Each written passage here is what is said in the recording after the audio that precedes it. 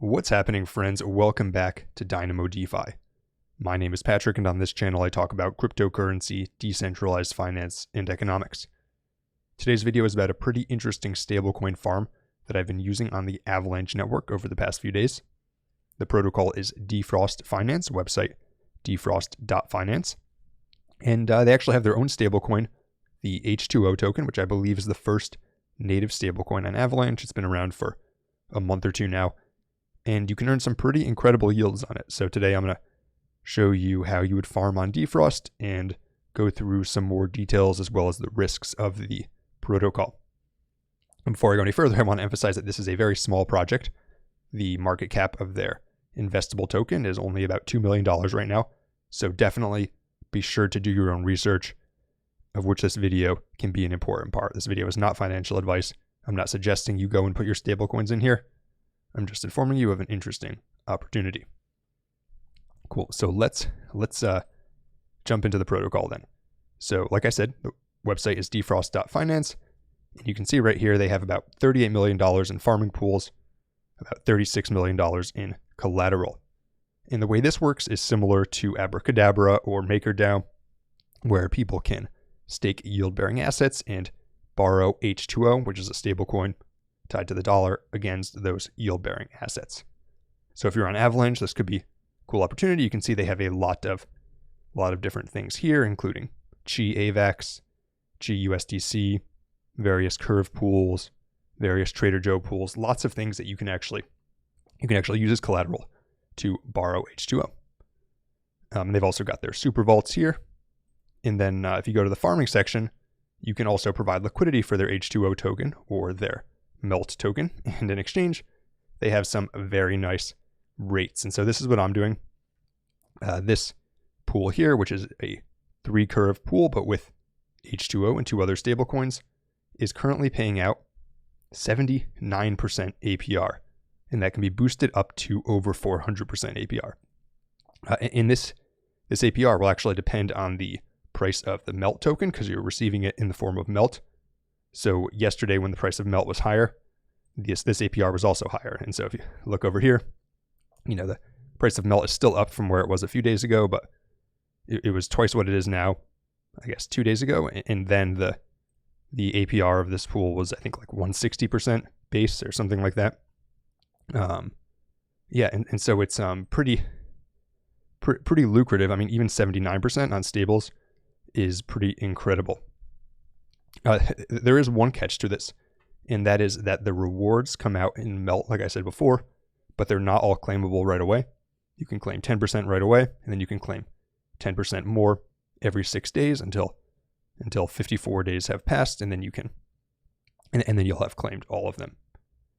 So there's no guarantee that you end up getting that exact rate if the price of MELT falls. Although right now you can see that the market cap, although it's come down the past couple of days from that big jump, the market cap is still relatively low. So it would have to get really low for it to drop in price a lot, even with these emissions.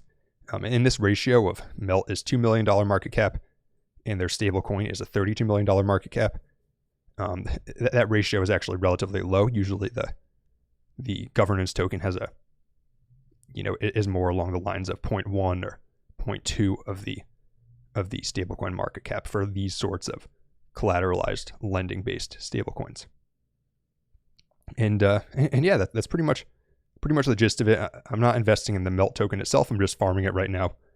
And then once you farm it, you can also stake it, and you earn 107% APY, which is also decent. So that's the gist of how to farm on there.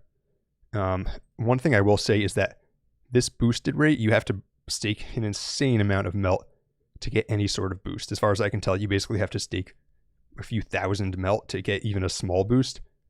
So if anyone from the team happens to watch this video, from the Defrost team that is, I would think that probably a lot more people would hold and stake MELT rather than selling it if you at least adjusted those tokenomics so there was some boost for staking a small amount. Because if you're just farming it, then it's not really worth it to stake it unless you want to invest in the MELT token. Just a modest suggestion. Cool. So let's talk a bit more about some details of the project. One thing I like is that they have been continuously adding new features. So you can see here on their Medium, they just integrated Chainlink price feeds last week. That's a good thing that shows that they're serious. They've launched Super Vaults and Super Vaults 2, collaborating with StakeDAO, deployed a voting mechanism, and you can see they partner with Trader Joe. You can see that they're just really, providing several updates a week and adding new things, and that shows that the team is serious to me. Another thing that's nice is that their founder, as far as I can tell, is fully doxed. He participated in an AMA with Chainlink and was interviewed on the Trader Joe YouTube channel. So that's, that shows that at least there's like some level of credibility there. Although I believe they have some anonymous people on their team, and after the Wonderland debacle, I do get nervous about anonymous teams. They are audited as well. They're audited by CertiK. Unfortunately, CertiK did flag one major issue, which had to do with centralization. As far as I can tell, this is my understanding from reading the audit report. So if someone reads something different, feel free to correct me in the comments. But my understanding was that there was some contract that wasn't a multi-sig that CertiK wanted to be a multi-sig. So definitely got to be careful of that. And then as far as the tokenomics, basically, as long as the TVL is under 10 million, about 6% of the rewards per day go to the team. And then once it's 10 million to 100 million, which is where it is now, 7% of the rewards per day go to the team, which probably creates some sell pressure, but they don't have a big bag for like pre-sale people or anything like that. So that, at least that means there's no huge unlocks or anything like that. As far as the use of MELT, you get the staking rewards, and those come from new emissions for MELT, and then also their stability fee. I believe 50% of it, or some large percentage of it, gets reflected back to MELT stakers. So they actually are sharing protocol revenues with people who hold their token, which is nice because if the protocol ends up doing better, then your APR will go up, and that's always nice to see.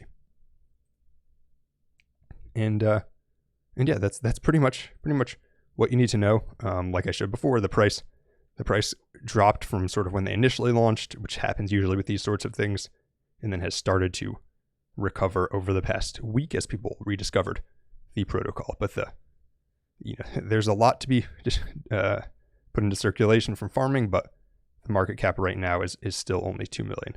Like I said, I'm not investing in the token itself. I'm just farming it and staking it. And that's basically everything you need to know about Defrost. Let me know in the comments if you have any other thoughts on Defrost, any other cool stablecoin farms you're looking at. And if you enjoyed this video, please like, subscribe, and follow me on Twitter.